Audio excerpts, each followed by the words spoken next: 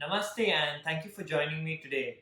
Today I'm going to be speaking about carbohydrates and their essential place in our diet.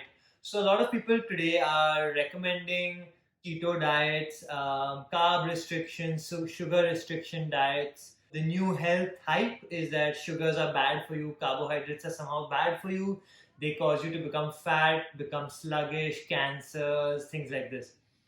So in Ayurveda never recommends any kind of dietary restrictions. So there's a saying in Ayurveda that health is something that we create, and it's something that you create so that your body becomes robust in a situation where, say, for a few days you are maybe exposed to very unhealthy food or very harsh climates or something out of your comfort zone or your body's comfort zone, and you still don't get sick as a result of it, or it doesn't really affect your health so much.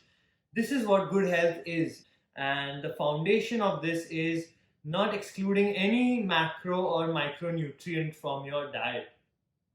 So carbohydrates is the most simplest form of fuel for our body. Fats, being a little bit more complex, takes a lot more energy to digest, to convert into glucose. So it's more energy intensive to take your fuel from fat. Now, proponents of autophagy is a system whereby when your body does not have access to carbohydrates for a long period of time, there is a lack of glucose, insulin levels are not spiking for long periods of time, about 16 to 24 hours. So if you're in this fasted state, or if you're in a ketosis where you're only eating fats for 16 to 24 hours, your body will go into this process called autophagy, whereby the body eats sort of healthy cells, eat the unhealthy cells, figuratively. So basically what happens is that your all the unhealthy cells, the bad cells in the body, start to get broken down, and this process where they start to get broken down and converted into energy, and that energy is used then to recreate more newer and healthy cells, which is why fasting also is recommended in a big way in the alternative health industry. Now, what a lot of people don't realize, and it's also linking to a video I did earlier about the process of lipid peroxidation being the number one cause of aging. Now, what happens when we are eating these sort of unsaturated, polyunsaturated fats, vegetable oils, fish oil, nuts, seeds are a big part of our diet, and this fat is getting oxidized. When we have too many of these fats being oxidized in the body, it damages the cell membrane in our body. And when we have a damaged cell membrane, autophagy no longer works. So it's essential to understand this, because I myself have done long periods of fasting, intermittent fasting, all kinds of fasting, and it never really worked for me.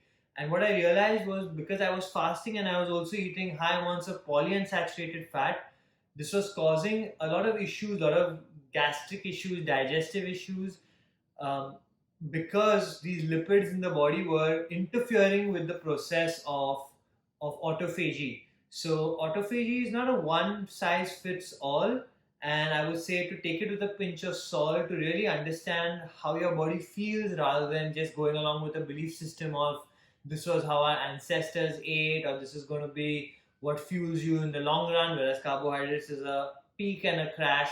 So nowadays people can sort of do studies for anything. So somebody can say, okay, how will ketosis increase the pace of autophagy? And of course it does. Ketosis will increase the process of autophagy in the body, but you cannot take that finding to mean that ketosis is beneficial for your body just because autophagy could be beneficial for your body.